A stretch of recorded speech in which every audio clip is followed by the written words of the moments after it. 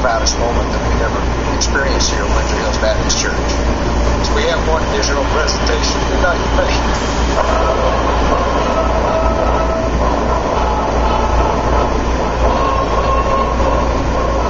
Ladies and gentlemen, Corporal Lee Gore.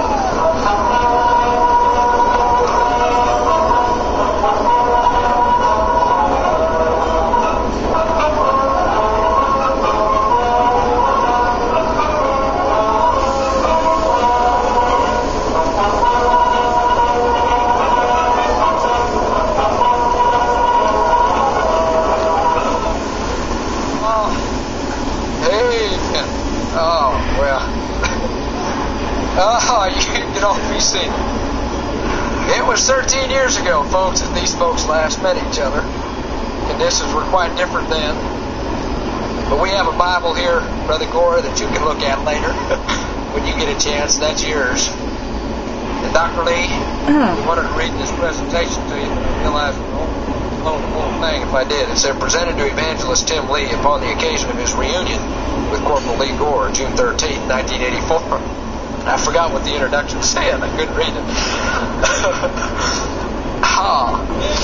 Well, I'll tell you what, Brother Gore, if you would take that honored position right there next to Dr. Vineyard, we're going to get Brother Lee up here.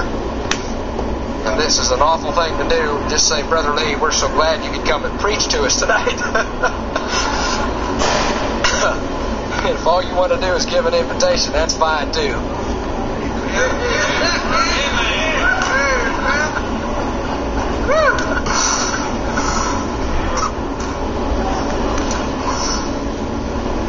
I tried several times on different occasions to finally go. This past summer, we traveled through Vicksburg. And Brother Collier was with us and his family. I told him that I thought that one of the fellows I'd served with lived in Vicksburg, Mississippi, and I thought that it was Lee. We looked it up in the phone book.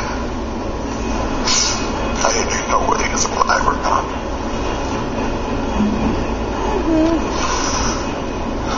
I don't know what to say.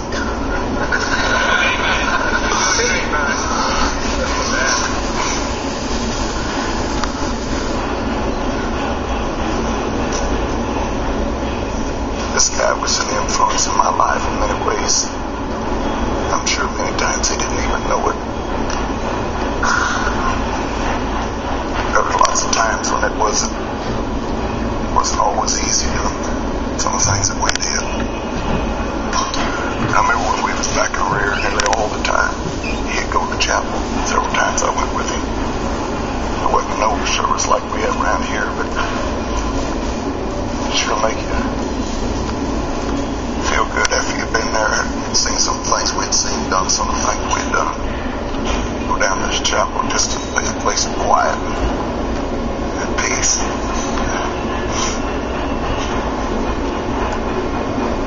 My mama sent me that Bible and I wouldn't read it. I wouldn't be the Christian God wanted me to be.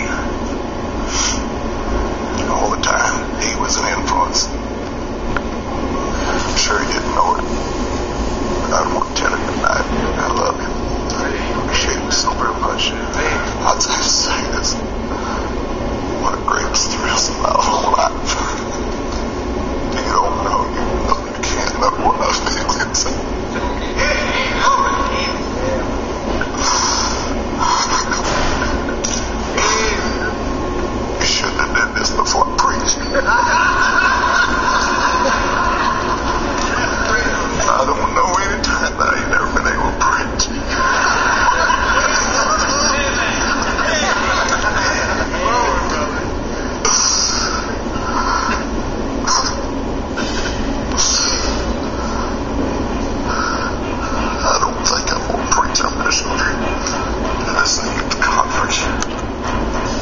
when I was many people's ages that I rebelled so bad and got out of the will of God.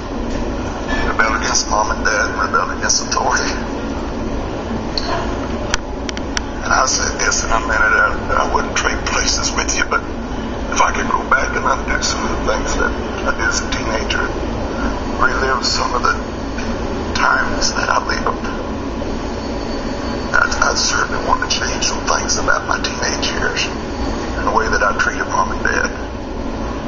Young people, you need to find out what's more important in your life, serving God or serving your friends in the world and the things that they have to offer you.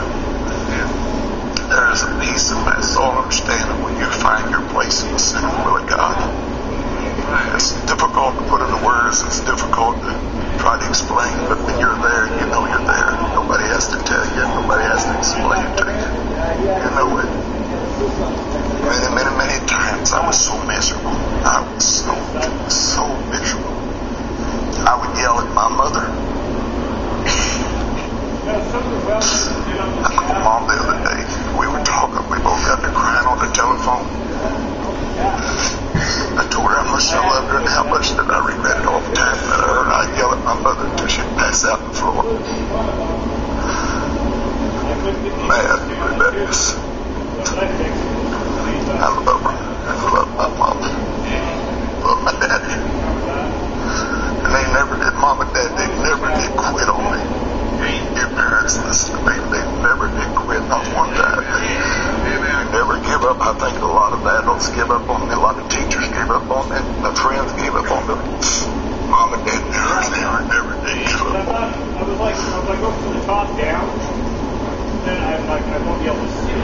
The thought that comes to my mind is when I lay there in the hospital in Philadelphia. They came for the first time. They drove 1,000 miles. Mom and dad didn't have any money. They had to borrow money to come to Philadelphia to see me. They come out there. I saw them coming down the corridor. They was walking and then they were running. Dad went to one side of my bed and Mom went to the other side of my bed. And I threw my arms around them and they threw their arms around me and we hugged. And I guess for at least 15 minutes, at least that long, I told them again, all I said was, I love you. I love you, I love you, I love you. But it took 2 good legs for God to get my attention. There wasn't no accident, there wasn't no coincidence. God was not asleep that day, March 8, 1971. Young people, I was saved, but I rebelled, and God knows how to get your attention tonight. Let God speak to your heart. I don't have much words to say to you, but let God speak to your heart. You look and you see the legs are gone, let God speak to your heart just through that somehow, some way. Make it up your mind and in your heart that you're going to live for God. You're going to serve God no matter what. No matter what the temptations, no matter what the problems, you're going to serve God. You won't be sorry. America's a great nation, that patriotic thing tonight. I'm glad that I'm an American. I don't have any regrets for having served my country. I'd do it again if called on. I don't have no use for draft doctrine. The way that all of us can stand for God, not all of us wear a uniform now, but we all stand for God. We all stand for country and what God wants us to be. So I'll have to God determine that we're going to see this nation turned around for the glory of God. I want my children, I want my boy and my 2 girls to live under the same flag that I've had to